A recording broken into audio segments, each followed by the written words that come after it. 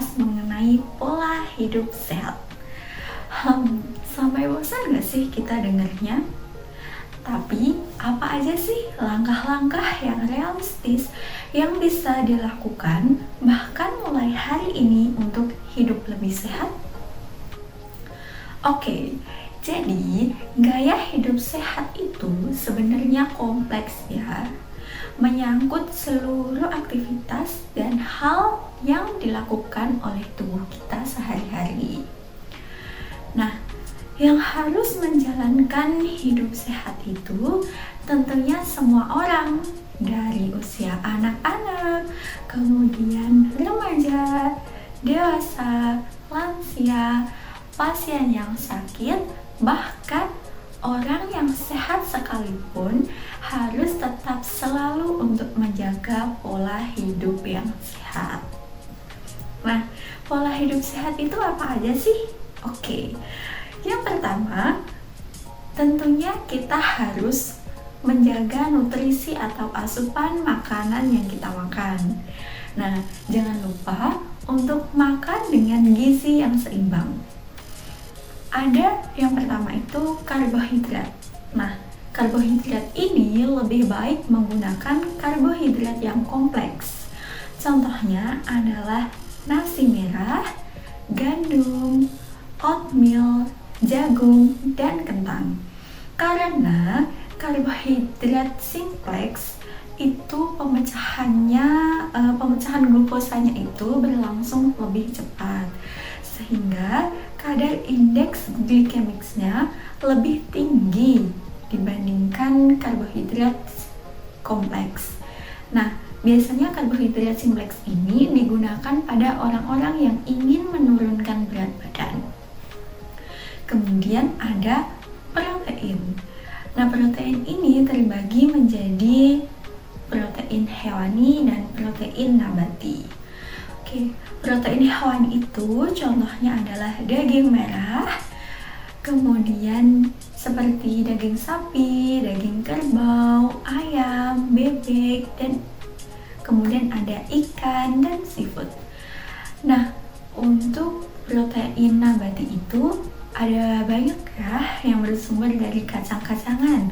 Contohnya adalah tempe, tahu, kemudian susu kedelai. Nah, susu kedelai itu juga masuk dalam kategori protein nabati. Oke, selanjutnya ada sayur dan juga buah. Oke, sangat penting dibutuhkan oleh tubuh ya. Sayur itu mengandung serat yang bermanfaat dalam proses pencernaan karena bisa melancarkan buang air besar. Kemudian sayur itu mengandung vitamin dan juga mineral yang dibutuhkan oleh tubuh. Nah, buah pun juga sama ya.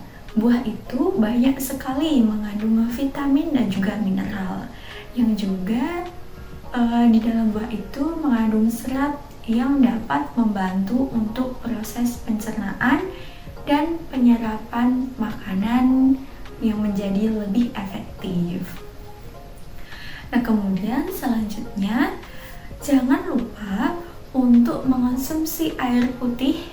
Nah, konsumsi air putih ini minimal 8 gelas dalam sehari atau 2 liter per hari.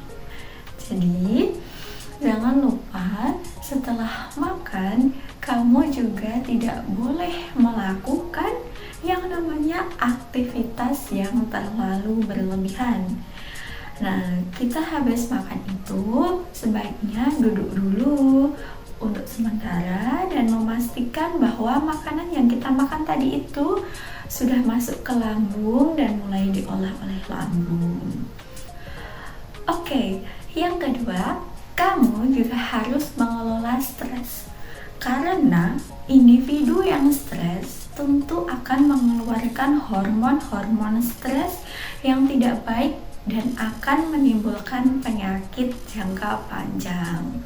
Nah, tentunya cara yang sehat untuk mengelola stres adalah seperti olahraga, seperti yoga, kemudian bisa meditasi atau menjelajahi alam untuk menjaga keseimbangan mental dan emosional. Nah, selanjutnya yang ketiga, kita harus istirahat yang cukup dalam. Nah, istirahat yang cukup dalam satu hari itu minimal 6 sampai dengan 8 jam untuk dewasa, dan biasanya untuk anak-anak itu durasinya lebih panjang. Nah, jangan lupakan pentingnya tidur yang cukup, karena istirahat yang cukup itu sangat penting untuk memperbaiki dan memulihkan tubuh setelah aktivitas sehari-hari. Yang keempat, kamu juga harus olahraga dengan cukup. Nah, olahraga yang baik itu minimal 2-3 kali dalam satu minggu dengan intensitas 30 sampai dengan 1 jam. Nah, namun harus diperhatikan jenis olahraga yang tepat untuk kondisi seseorang. Misalkan, pada seseorang yang tidak memiliki permasalahan jantung, diperbolehkan untuk melakukan olahraga kardio. Tapi, untuk beberapa orang yang mengalami kelemahan atau mengalami gangguan pada penyakit jantung, itu bisa mencari alternatif olahraga lain yang lebih aman untuk dirinya. Yang kelima, kamu juga harus menjaga kebersihan diri dan juga lingkungan. Karena jangan lupa ya, penyakit itu seringkali bersumber dari kebersihan yang tidak dijaga dengan baik. Kemudian ada mitos dan fakta nih. Mitos atau fakta ya, minum di selama makan dapat mengurangi nutrisi. Jawabannya adalah oke. Nah, penjelasannya, jadi minum di selama makan itu sebenarnya tidak masalah ya. Namun, apabila kita belum selesai makan, tapi secara berlebihan kita itu minum terus-menerus, itu akan mengurangi kapasitas lambung kita. Nah, jadi seseorang itu cenderung lebih mudah kenyang nantinya. Jadi, dibiasakan untuk minum yang cukup pada waktu yang tepat. Oke. Nah, itu tadi 5 cara untuk menerapkan pola hidup sehat. Jadi, kalian sudah tahu dan mau menerapkannya bukan? Oke. Segitu dulu penjelasan dari saya.